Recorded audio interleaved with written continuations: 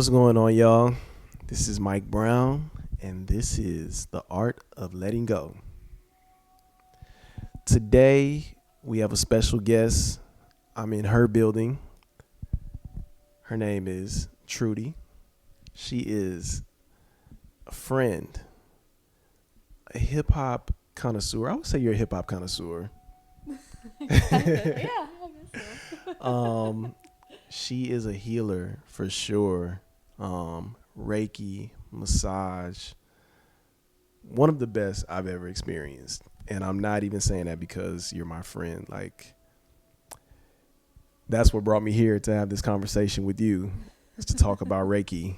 I had heard about it before and about balancing your chakras and stuff like that, but I never knew what any of that meant. You know, I'm not from California. I'm from Texas. So, you know, initially all the energy talk and all that kind of stuff to me was like, that's some bullshit. But after being out here for a while and being on my own journey, I really recognize like it's real. You know, it's very real, keeping your energy in check. And you definitely did that for me. But first of all, how are you doing? I know I've been like just talking and rambling, but how are you doing? I'm good. I'm feeling good. Feeling relaxed. That's what's up. Happy to have you here. I'm the one with the special guest in the building right now. You know what? I'm happy to be here. Like you, and it's funny that you kind of set the vibe for me because when I walked in, you had the incense, you had some Sonic playing. Sonic 2, son. Yes. Sonic 2. That's too funny. But for somebody that's not familiar with Reiki, how would you describe it to them? So basically what Reiki is alternative Japanese healing technique. So it's basically energy work. Yeah. And what that really means is like I basically channel Reiki energy, which is the universal life force energy or cosmic energy. Yeah. Through my hands and onto a person. And I work through their body, work through their different energy fields, their chakras, as well as the physical body. And it really helps to get to the root cause of a problem, whether it's, mental, emotional, physical, or if need be, spiritual. We tend to live in like a really stressful environment. Very, very. Especially these days with everything, like being busy with work and school, traffic and just society and all the changes that we're going through. Right. Reiki is like a really, really powerful tool to help maintain balance and to actually kind of clear out things, whether it's mental, spiritual, emotional, or physical. And for me, it's helped me work through a lot of like my past traumas. Yeah. A lot of even just like physical things, and help me connect to myself on a deeper level of consciousness. That's really dope. And, as you were talking, I was thinking about my session and just going into it open and not even knowing what to expect. Like, it really blew my mind how you were able to, without even touching me, feel parts of my body where I may have been having pain or, I guess an example I can use is my sinuses have been giving me headaches. Right, I remember. And the first thing you said was, have you been having headaches? And you put a stone on my head and no BS, like my head instantly stopped hurting. Because it was hurting before I came in. And that blew my mind. Even with my stomach, I don't really talk about it a whole lot, but I have IBS, and usually caused by stress and just my diet and stuff like that. But I know for a fact I've never told you that. Mm-hmm. And you put your hands over my stomach and you were like, have you been having stomach issues? Mm-hmm. And for me, I guess I'm just curious to know, how did you know? Like, I don't even know any other way to ask it than to be that direct. I just knew. No, to be honest with you, I'm very intuitive. Yeah. Especially with the body, which is actually kind of why I got into like massage and Reiki and stuff. Growing up, I'm West Indian. I'm from Trinidad, and in Trinidad we have healers. Like I grew up with this type of work. Yeah. And since I'm Indo-Trinidadian, like Indian Trinidadian, we have our own, like, I call them like the Hindu healers. Yeah. Say like you have things going on, we'd go to the woman who literally lives in this house on a hill, like, Wow. type healers,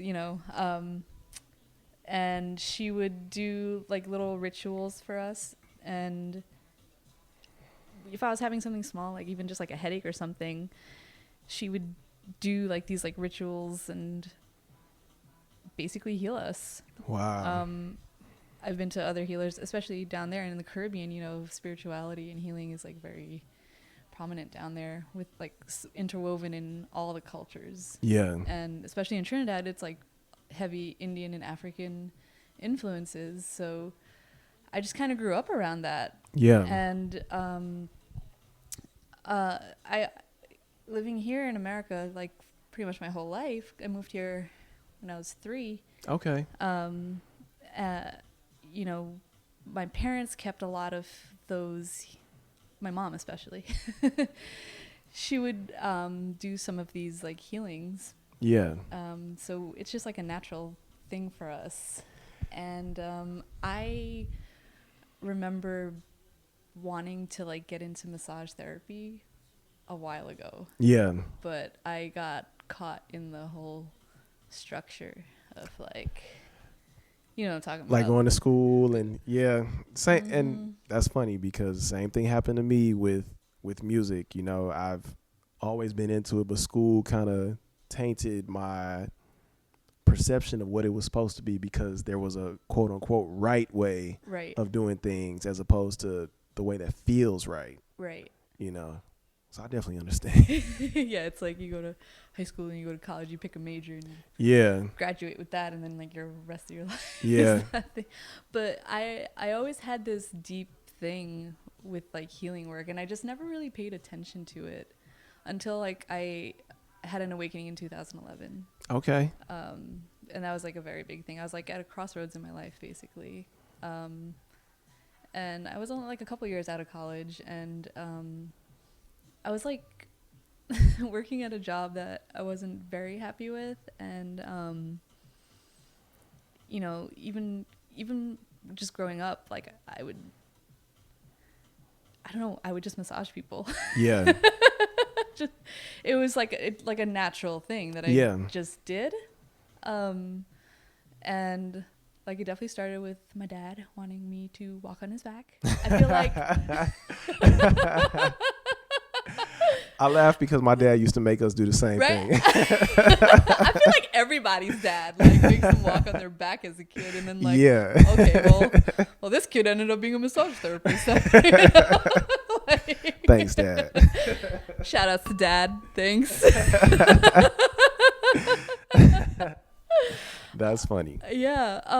But yeah, it was just kind of like always in me, and I've always been like intuitive and spiritual. I mean, that stuff is just running in my family, but I never like connected fully into it until I got older. Yeah. So in 2011, I was like kind of at a crossroads, and I'm like, I don't know what is going on. Yeah. And I remember for my birthday, I have 2 sisters, and both of them sent me a book. Oh, wow. Both of them, like, just randomly. And one was about like energy healing, and one was something about like the Hindu gods or something. Wow. And I was like, whoa, okay, cool. And like I started reading them, and like the book about energy healing like really resonated on such a deep level. And I actually went to Trinidad for the holidays that year, and we were having like a big like they call it like a puja, which is like a big prayer ceremony thing. Okay. So there was this, I was in this temple with my family and people from the village, and like we're doing this big puja thing, and I was so like new to that whole realm, even though I grew up doing that stuff. Yeah. This time, you know, like I was like 24, 25, I started actually like opening up to it and being like, okay. And I remember reading these books and like resonating with it, and then being in that temple, something happened to me there. Oh, wow. I had a very deep so we're getting deep. No, it's all good. It's all good. I had a very deep transcendental experience. Wow. Yeah. And I had just gone into meditation and all these things, and I remember being in the prayer ceremony, and the pundit, which is basically like a Hindu priest, he was just starting the ceremony, and I was sitting there, and my sister was to my left, and like the rest of my family were like all to my left, and then like pundit was in front of me, and then like all the statues are around, whatever. And I'm like, all right, I'm just going in this meditation. And then all of a sudden, I just like, I tripped out. Dang. I like remember like the pundit just doing the opening prayers, and I just got in like a zone basically. And I remember opening my eyes and looking around and not seeing anyone. Wow. And the only thing that I saw was like everything looked like space. Yeah. Wow. Like I was literally looking around like, wait, I know my sister's right here, but all I'm seeing are like stars right now. Yeah. And like I was tripping out. I was like, right. what the hell is happening to me? Yeah. And I was really connecting with one of the Hindu gods, in particular Shiva. Yeah. And it was a moment. I don't know how to explain this. Sorry. Trust me, I think you explained it very well. Like to me, because I'm trying to, because I don't know if I've ever said this on this podcast, but for me, it felt like the first time I did shrooms. That's what it sounds like. Right. Yeah. And even when I had the session with you, and I didn't smoke or anything before I came here, but I felt like I was having like a psychedelic experience. Right. And like one of the biggest things that kept coming up for me were, and it was funny because you had mentioned my dad, but my whole family kept coming up inside of me, and to trust myself was like the biggest like thing that kept coming up. Right. Every time I would like, because I feel like we had did like a little meditation before maybe. Yes. And I just drifted. I was completely, felt like just in another place. Yeah. But when I was there, everything that kept coming up was trust yourself, music, art, trust yourself, trust yourself, trust yourself, trust yourself. And it was like, wow, like I needed that. I really did. That was such a beautiful session, by the way. I appreciate that. Thank you. Thank you for it. But yeah, going back to that experience, like, yeah, I mean, I think like everybody at some point in their life, like we have these experiences. Yeah. You know, I feel like in different ways. For me, it was in the temple. And like, when I had this experience, like this message kept coming to me, like, you need to heal people. You need to heal people. And after like a few minutes, like I got out of it and I looked over, I'm like, okay, I'm here. I'm in the temple. My sister's here. People are here. Yeah. I'm like, okay. And it's so crazy because it was the end of December. It was like around Christmas time, 2011. And New Year's rolls in, 2012 comes in. And the following week, I enrolled into massage school. Wow. And and I got in, and they were just starting a session, like classes, like wow. 2 weeks after. And so I basically kind of, let me backtrack. Before I did that, when I was home, like before I left to come back here, Yeah. I was massaging my dad again.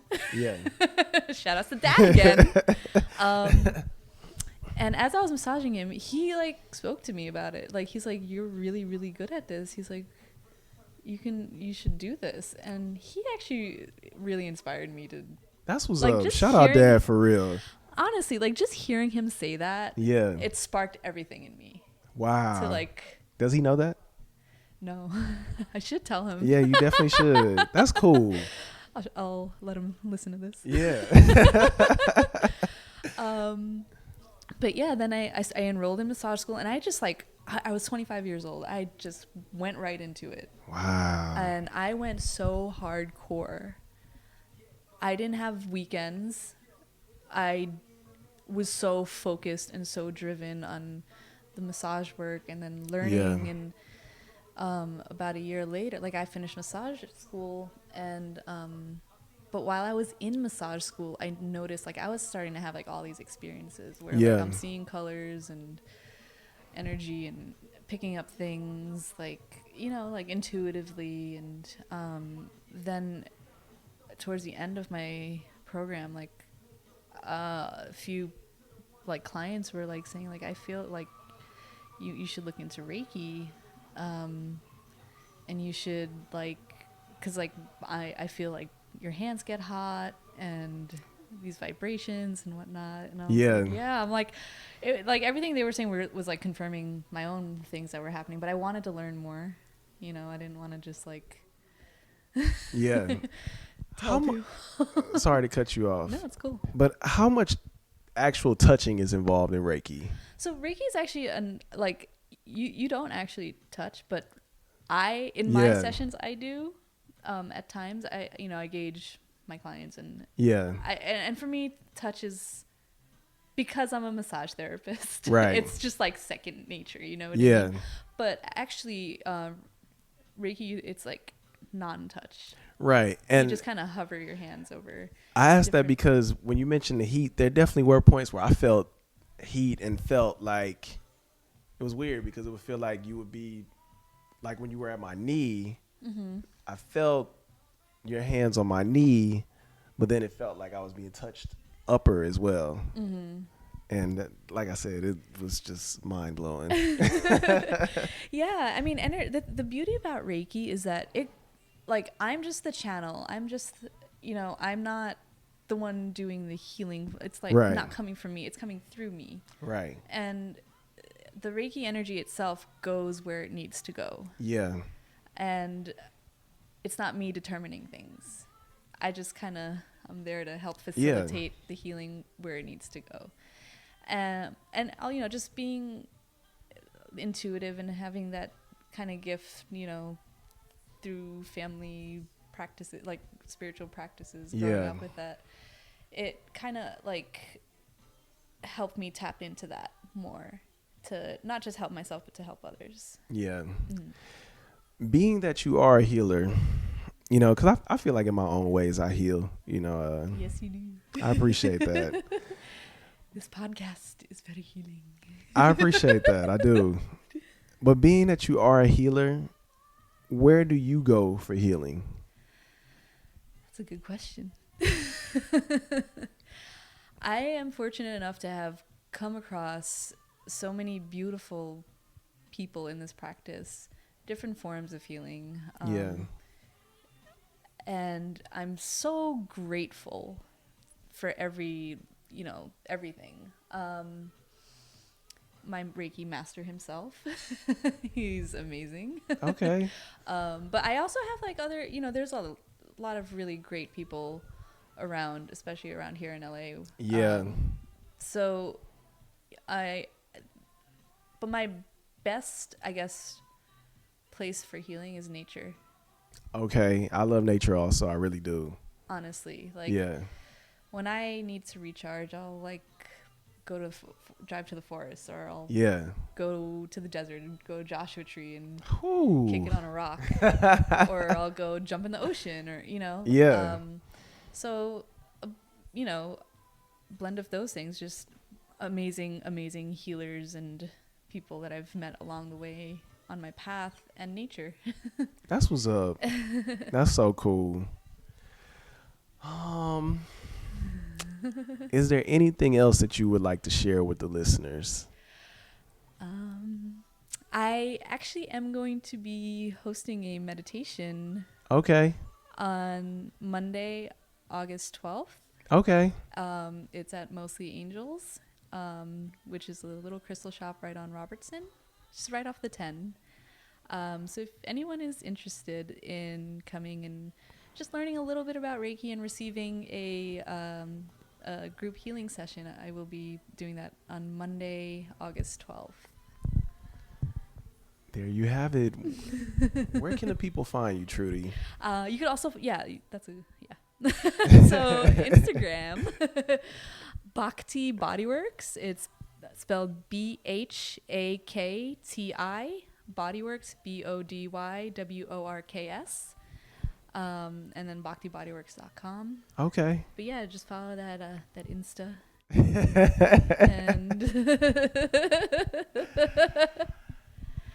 And I can give true testimony. She does real work. Like, definitely something that you would really, especially if you're in the Los Angeles area and you feel like, if you feel a little off with your energy, or if you feel like you just need some healing in general, I would say definitely connect with Trudy.